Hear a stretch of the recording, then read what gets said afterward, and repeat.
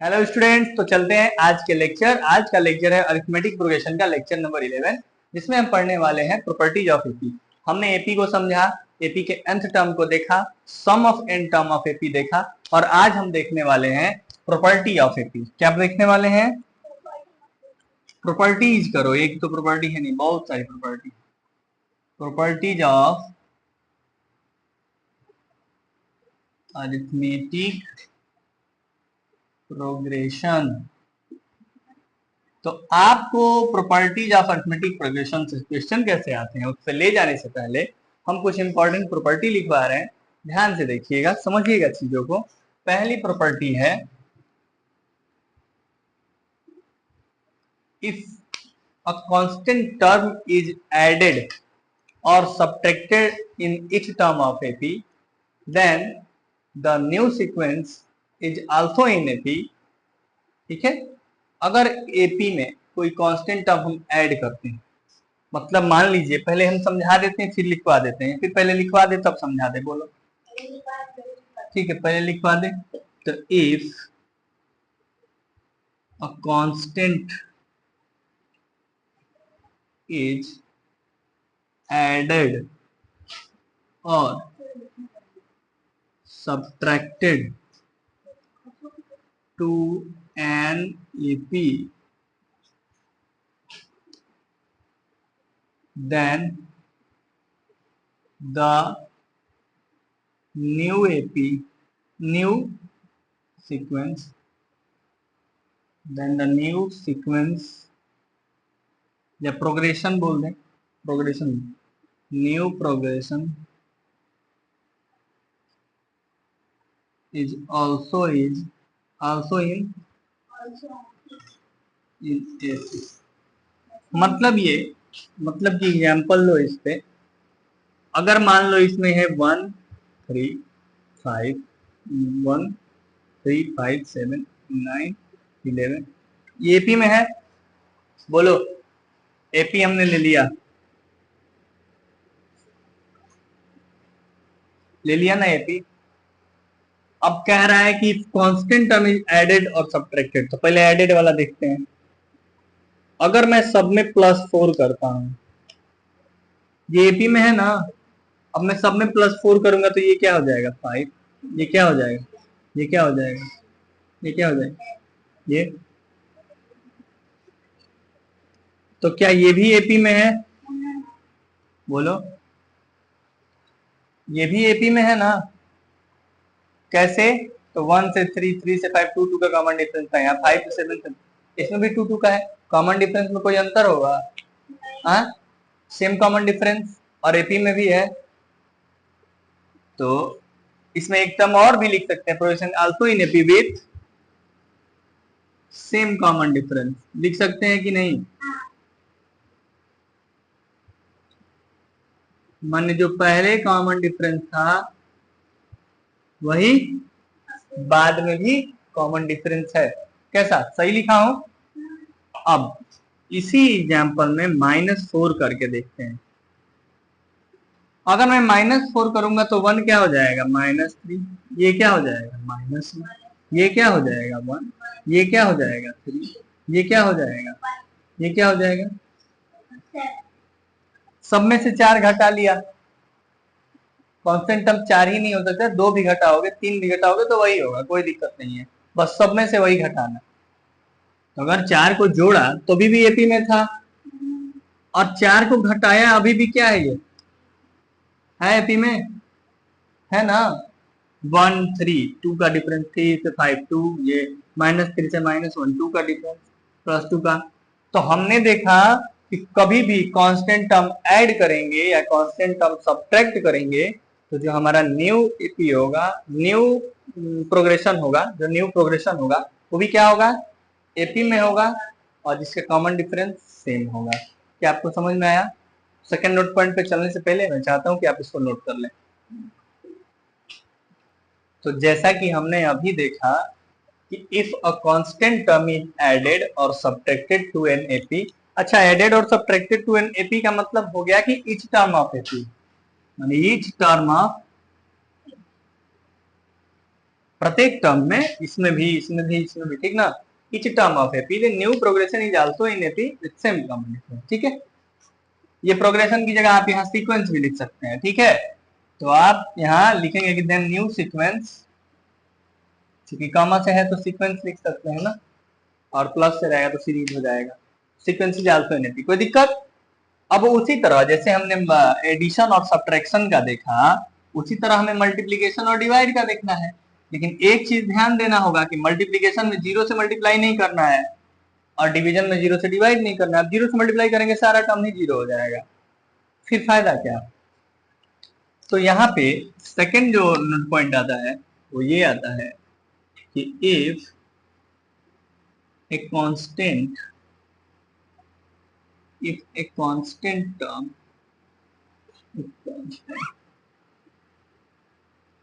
is multiplied,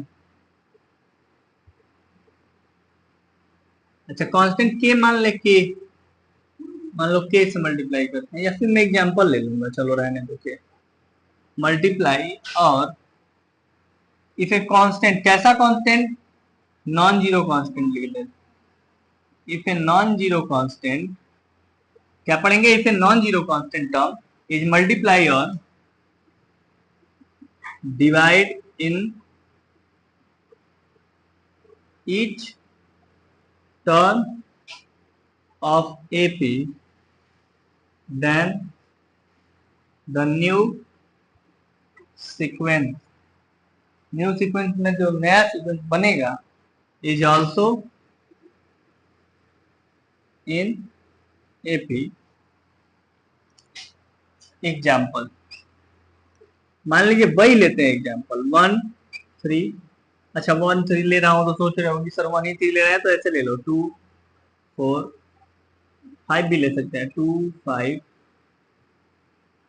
ऐसा हो गया। ये केपी है ना, 2 3 5 5 3 8 8 3 11, ये भी में है ना, कॉमन डिफरेंस इसका 3 है। अब इसमें हम किसी कांस्टेंट टर्म से मल्टीप्लाई कर लेते हैं। अभी कॉमन डिफरेंस इसका क्या है, 3 है। अब मान लो मैं इसमें 2 से मल्टीप्लाई करूं, मल्टीप्लाई 2, तो ये एपी है। इस एपी में मैंने इंटू 2 लिए, फिर ऐसे लिखो एपी इंटू, तो यहाँ क्या हो जाएगा 4, यहाँ 10 ना, 5 to 10, 8 to 16, 22। इसका कॉमन डिफरेंस क्या दिख रहा है जरा बताओ, एपी में है कि नहीं। तो 4 6 6 6 6 6 दिख रहा है ना, माने यहाँ आ गया इसका कॉमन डिफरेंस 6, माने पहले 3 था अब आ गया 6, माने अगर प्रत्येक टर्म में 2 से मल्टीप्लाई करेंगे तो कॉमन डिफरेंस में भी मल्टीप्लाई हो जाएगा ना 2 से, होगा एपी में, है एपी में। लेकिन अब कॉमन डिफरेंस क्या हो गया 6, मतलब अगर मैं 5 से मल्टीप्लाई करता तो ये 2 5 या 10 हो जाता। पूछ सकता है ना क्वेश्चन कि इस एपी में प्रत्येक टर्म में 3 जोड़ रहे हैं तो कॉमन डिफरेंस क्या होगा, तो जोड़ने से कॉमन डिफरेंस पे कोई फर्क उतना ही होगा। बट अगर किसी एपी में 3 से गुणा कर रहे हैं प्रत्येक टर्म में तो उसका न्यू कॉमन डिफरेंस क्या होगा, तो जो कॉमन डिफरेंस था उसका 3 गुना। आया बात समझ में, कितना याद रहेगा ना ये सारी बातें याद रखिएगा। कुछ बात लिखवाया नहीं जाता है, बोल दिया जाता है, लिख भी दूं क्या, इफ ए कांस्टेंट टर्म में मल्टीप्लाई और divide then the new sequence is in AP with, अब कांस्टेंट टर्म को के मान लो, K is multiply by divide in each term of AP then new sequence is in also in AP with common difference K D multiply के लिए and D by K respectively लिख दे रहा हूं ताकि मल्टीप्लाई के लिए समझ में आएगा, के D common difference K D and D by के, common difference K D and D by के, यहाँ कॉमन डिफरेंस पूरा लिख रहा है with common difference K D and D by K respectively. D by के मतलब अगर हम डिवाइड लगाते हैं, मान लो 2 से डिवाइड किया या फिर कुछ डिवाइड करते हैं, एपी डिवाइड 2 ये ना डिवाइड होता है, तो 2 में 2 से डिवाइड होगा तो 5 में होगा तो 5/2 8 में होगा तो इसमें होगा तो ऐसे होगा ना। तो क्या हुआ, सब में 2 से डिवाइड हो गया ना, तो कॉमन डिफरेंस क्या हुआ? कैसे निकालोगे कॉमन डिफरेंस? अगले में से पिछले को घटाओ, मैंने 5/2 में से 1 को घटाओ, 3/2 आएगा ना। बोलो 4 में से 5/2 को घटाओ, तभी भी 3/2 ही आएगा। तो कॉमन डिफरेंस क्या आ गया? पहले 3 था, अब 2 से डिवाइड किए तो कॉमन डिफरेंस में भी 2 से डिवाइड हुआ ना। 3/2 देखो, पहले कॉमन डिफरेंस 3 था, इसमें 2 से मल्टीप्लाई करा है, तो ऐसे भी लिख सकते हैं इसको 3 गुना 2, इसमें 3/2। सही है। तो अगर आपसे पूछे ऐसे कि अगर किसी एपी में हम डिवाइड कर दिए 2 से, तो उसकी कॉमन डिफरेंस क्या होगा, तो उसका कॉमन डिफरेंस में भी 2 से डिवाइड हो जाएगा। समझ में आया? इस बात को भी नोट करिए, अच्छे से याद रखिएगा। हम लोग देखे हैं कि किसी एपी के टर्म्स में अगर जोड़ने पर भी एपी में होता है कोई कांस्टेंट टर्म, कोई कांस्टेंट टर्म घटाने पर भी वो एपी में होता है, गुणा करने पे भी वो एपी में रहता है, और डिवाइड करने पे भी एपी में रहता है। मैंने अगर कुछ भी एपी में लिखा है तो मेरा मन उसमें सब में 10 10 10 जोड़ दो, तभी भी एपी में ही रहेगा। मेरा मन 10 से भागा कर दो तो भी एपी में ही रहेगा, उसका नेचर चेंज नहीं होगा। एक प्रॉपर्टी आते हैं तीसरा, ये भी इंपॉर्टेंट प्रॉपर्टी है, तीसरी नंबर। देखो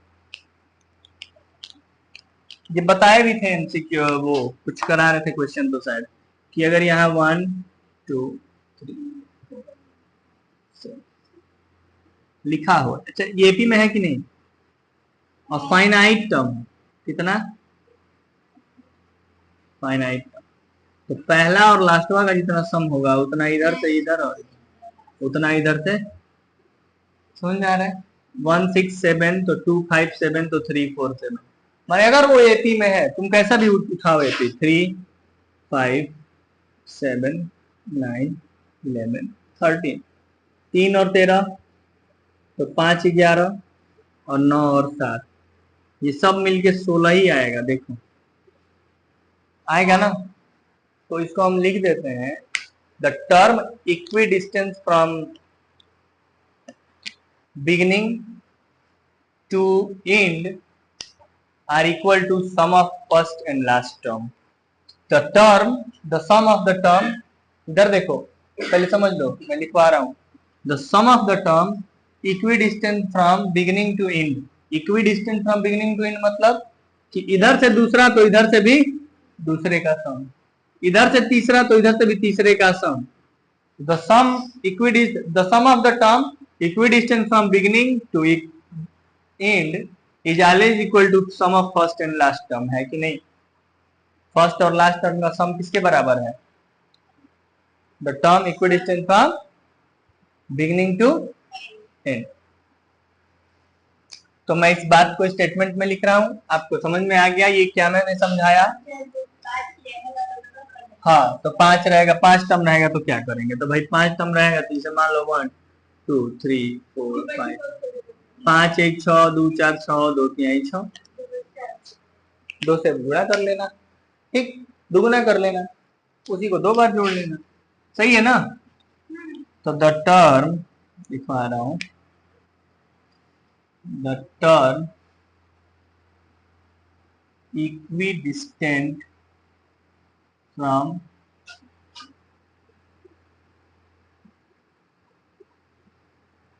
beginning to equidistant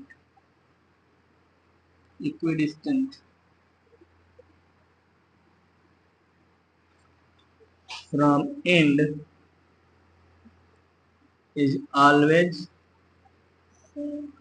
the sum of term ना जी, the sum of term equidistant from beginning to equidistant, it is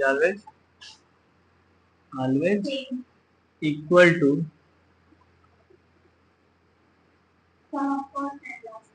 sum of first and last term। समझ में आया?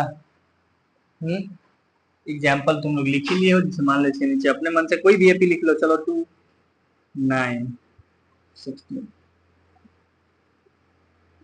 और 4 टर्म लिया तो 2 और 3। The sum of term equation beginning to equation from in is always equal to sum of first and last term of AP लिख दे रहा है। of finite AP, of finite AP। finite AP का मतलब होता है क्या? फाइनाइट एपी का मतलब हाँ कि फाइनाइट है, जो 4 है, 3 है, 5 है, 10 रहे, 20 रहे, इन्हें की टर्म में नहीं पता है तो ऐड किसको करोगे? पहला से लास्ट टर्म में क्या ऐड करोगे जब फाइनाइट नहीं रहेगा? तो सही बात है ना। तो 2 23 25 16 9 25, ठीक है। अब इसी में एक देख लो कि अगर ए बी सी, प्रॉपर्टी चौथा लिखवा दो, if A B C are in AP, अगर ए बी सी एपी में हो तो बी माइनस ए उतना ही होगा ना जितना सी माइनस बी होगा। बी को इधर लाओ तो माइनस बी या प्लस बी, टू बी हो जाएगा, ये ए उधर जाएगा तो ए प्लस, तो टू बी बराबर ए प्लस सी। आया समझ में? तो ये ही होता है कथा कहानी। थोड़ा सा और एक दो प्रॉपर्टी है लिखवाते हैं, उसके बाद हम लोग इसे क्वेश्चन पे चलेंगे। नोट करिए, हम जब स्टार्टिंग में पढ़ा रहे थे पहले ही दिन हम लोग देखे थे, प्रॉपर्टी नंबर क्या होता है? 4 हो गया।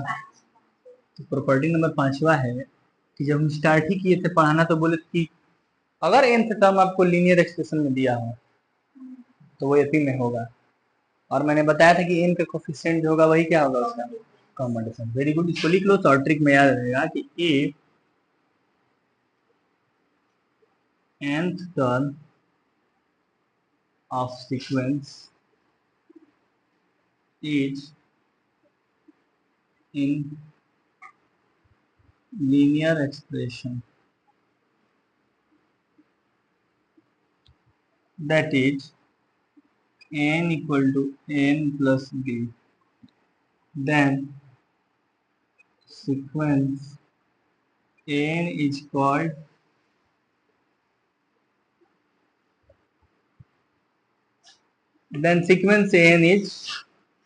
called AP, whose common difference is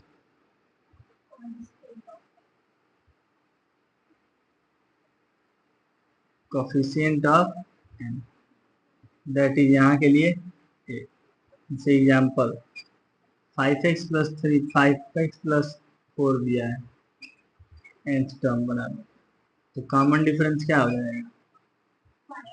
हो जाएगा।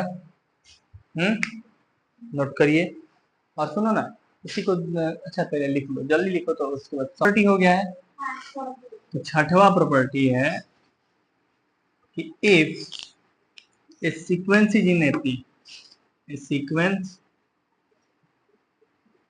Is in AP if sum of n terms are Sn equal to n square plus bn, अगर ऐसा फॉर्मेट दिखे सम का, then sequence is in AP, then sequence is in AP. अगर number का ऐसा sequence दिखे जिसका सम ऑफ एन टर्म आ रहा है n square plus B N, तो सीक्वेंस किसमें होगा? एपी में होगा। होज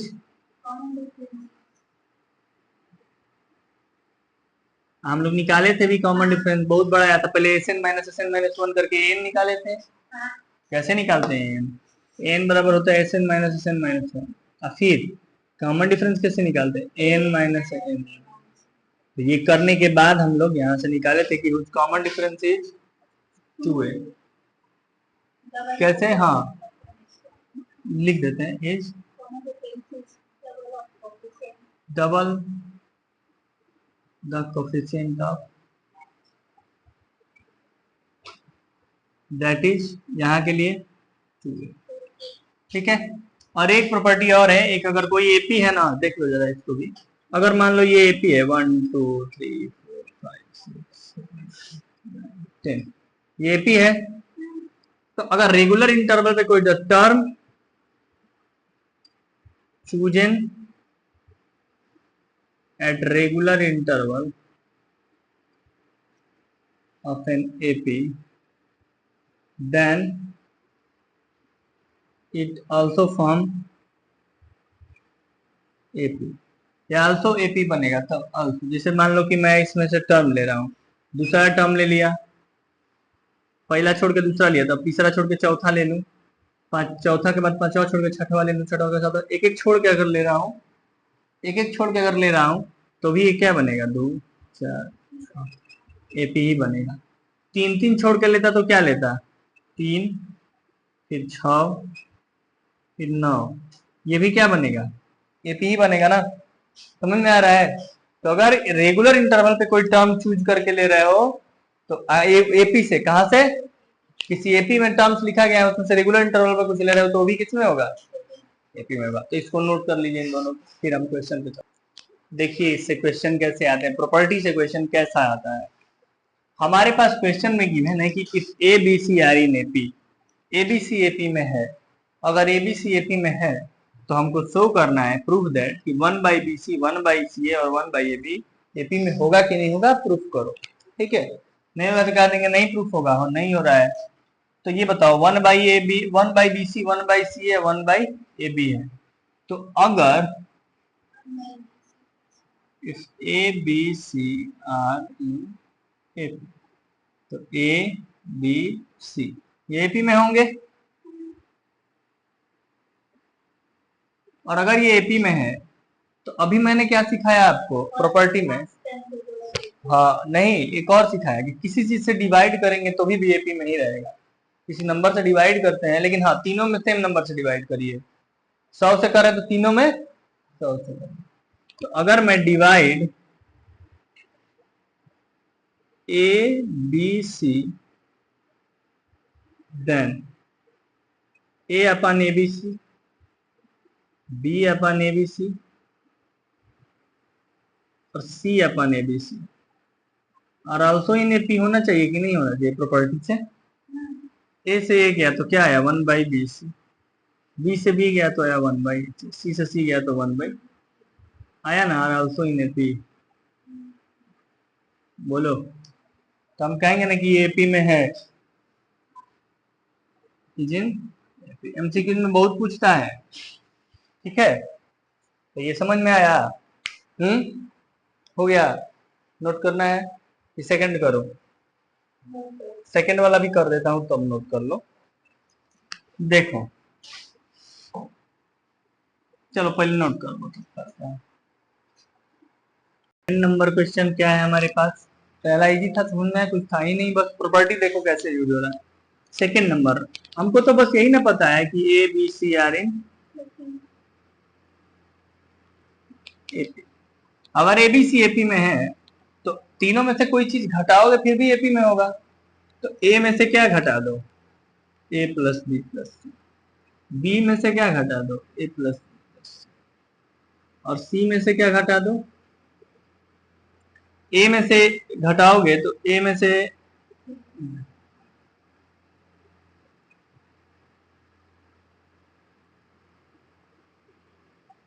सी से, सॉरी सी से तो सी इसमें नहीं जाएगा, ए से ए जाएगा तो माइनस सी, बी से बी जाएगा तो माइनस सी, और सी से सी जाएगा तो माइनस सी। ठीक, इतना समझ में आया। अब क्या मैं तीनों में माइनस से मल्टीप्लाई कर दूं, यहां लिख देना ये स्टेप में कि सब्ट्रैक्ट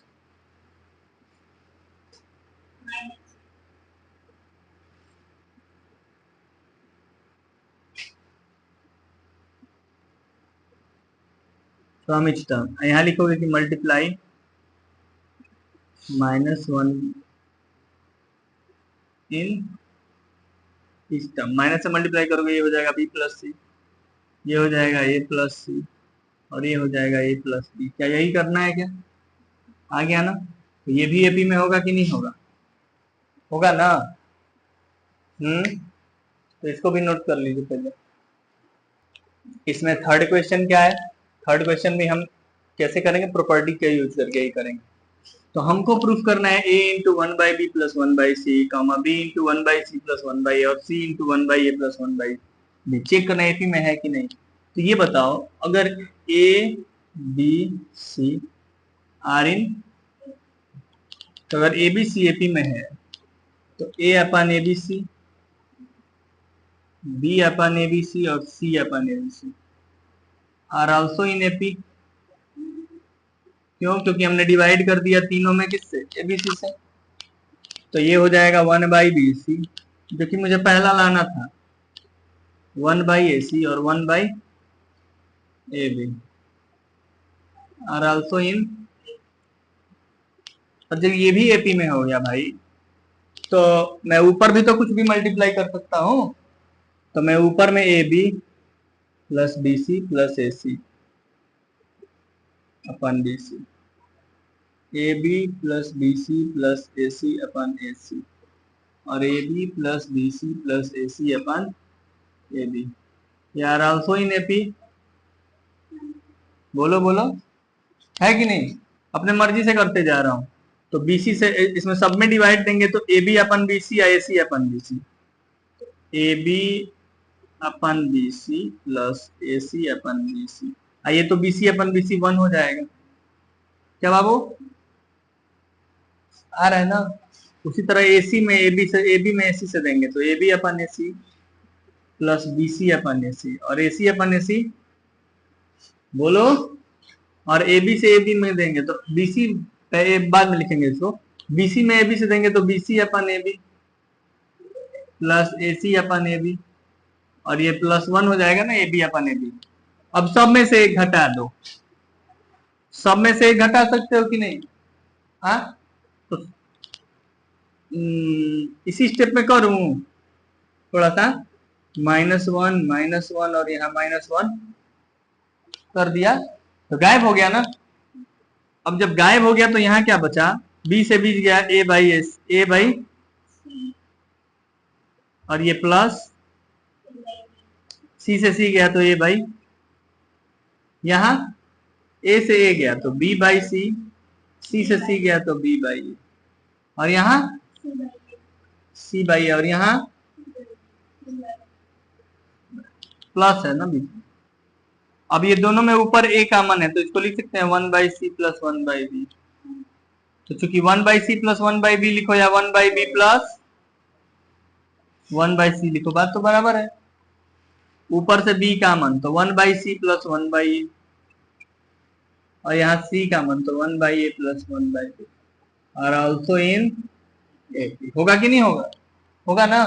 तो इस तरीके से हमने इस क्वेश्चन को किया प्रूफ कि अगर ABC AP में है तो ये देख रहे हो ना, ये सारी चीजें AP में होंगी। अब करना खुद घर पे 1-2 क्वेश्चन प्रैक्टिस कर देना, एग्जाम्पलर का क्वेश्चन, एनसीईआरटी का क्वेश्चन इनफ है उतना।